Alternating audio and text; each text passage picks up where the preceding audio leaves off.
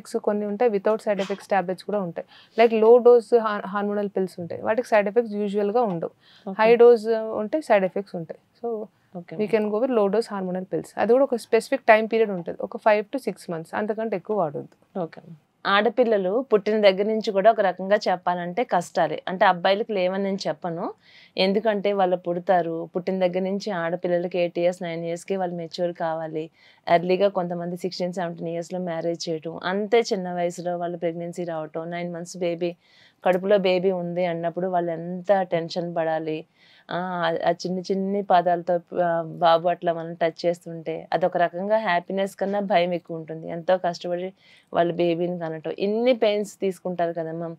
అట్లాగే పిల్లలు డెలివరీ అయిన తర్వాత ఆ ట్యూబెక్టమీ కూడా ఆడవాళ్ళకి ఎందుకు చేస్తారు, మగవాళ్ళని చేయించుకోండి అని చెప్పినప్పుడు ఫస్ట్ ఆఫ్ ఆల్ ముందు అందరూ చెప్తారా, లేదు లేదు జెంట్స్ అసలు చేయించుకోకూడదు, వాళ్ళు చేయించుకుంటే వాళ్ళు చాలా ప్రాబ్లమ్స్ ఫేస్ చేయాలి, వాళ్ళు చాలా బరువు పనులు చేయాలి, వాళ్ళు మిమ్మల్ని పోషించాలి అని. ఇప్పుడు ఆడవాళ్ళు ఎక్కడ పోషించట్లేదు మ్యామ్.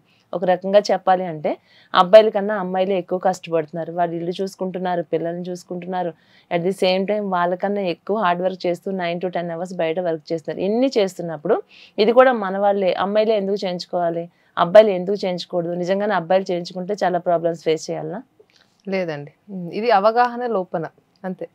మనకు అవేర్నెస్ ఉండకపోవడము మెయిన్ రీజన్. అటువంటి ఇష్యూస్ అస్సలకే ఉండవు. ఇప్పుడు గవర్నమెంట్ ఆఫ్ ఇండియా రూల్ ప్రకారం 23 years దాటాకి ట్యూబెక్టమీ సర్జరీ చేయాలి.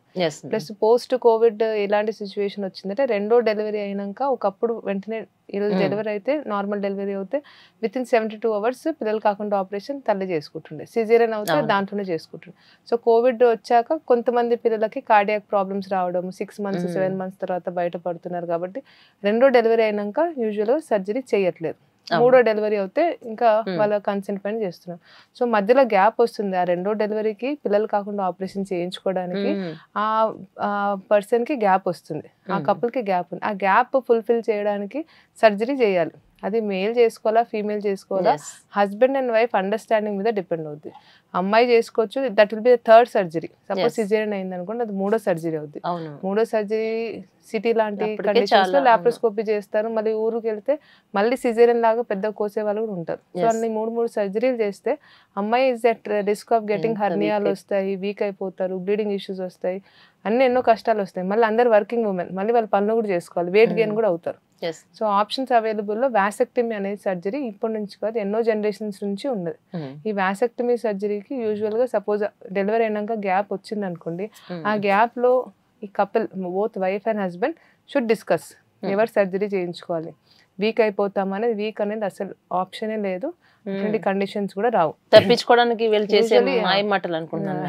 యూజువలీ మనం కట్ చేసేది వాస్ డిఫరెన్స్ అంటాం.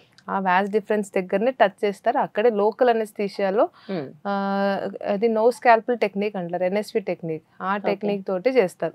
అంటే చిన్న ఇన్సిషన్ లా కూడా మీకు కనిపించదు బయటికి. అండ్ యూజువల్ గా next they can be discharge, day care procedure. సాయంత్రం 2 hours లో డిశ్చార్జ్ అయిపోతారు. ఒక 1 day రెస్ట్ కుంటారు. They can be doing routine works.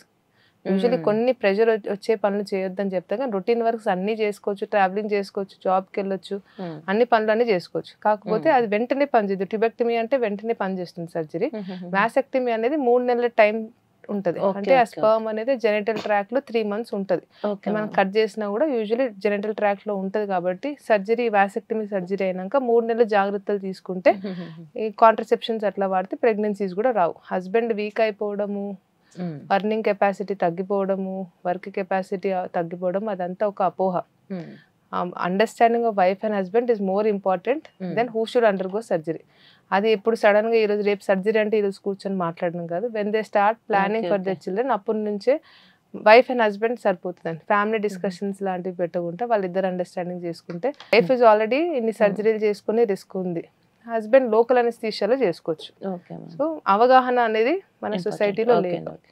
అంటే ఎలాంటి రిస్క్ అయితే లేదు అంటారు. There is no risk at all. లేదు. ఇప్పుడు ఆడవాళ్ళలో చేయించుకుంటే గనక వాళ్ళకి ఫర్దర్ గా చూస్తే నెక్స్ట్ మనం ఫ్యూచర్ చూసుకుంటే వాళ్ళకి గర్భసంచిలో రకరకాల మార్పులు రావటం, ఎన్నో రకాల ప్రాబ్లమ్స్ ఫేస్ చేయడం, మళ్ళీ కంప్లీట్ గా గర్భసంచినే తీసేయాల్సినటువంటి సిచ్యువేషన్ రావటం, ఇవన్నీ మనం చూస్తున్నాం.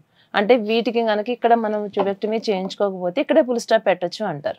ట్యూబెక్టమీ వల్లే అవన్నీ ఇష్యూస్ వస్తున్నాయని కాదు. కాదు. ట్యూబెక్టమీ అంటే it is a type of surgery. అంటే ఇంకో సర్జరీ ఒక రిస్క్ లాగా యాడ్ చేయడము, అనస్థీషియా ఎఫెక్ట్ ఉండడము, మళ్ళీ ఇంకొక రోజు హాస్పిటల్లో ఉండడము.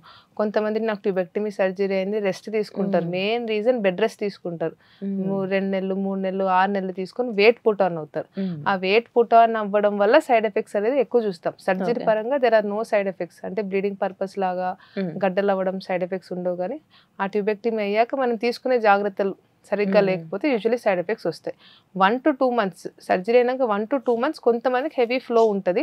అది జస్ట్ వితౌట్ ట్రీట్మెంట్ కూడా తగ్గిపోద్ది. దానికి ట్రీట్మెంట్ కూడా అవసరం లేదు. కానీ గడ్డలకి మన సర్జరీకి అయితే ఏం రిలేషన్ లేదండి. మ్యామ్ ఇంకొక చిన్న డౌట్ ఉంది. ఒకప్పుడు చూస్తే లేడీస్ కి ప్రెగ్నెన్సీ టైంలో డెలివరీ కేసెస్ అని అంటే కనీసం మదర్ని కూడా లోపలికి అలౌ చేసి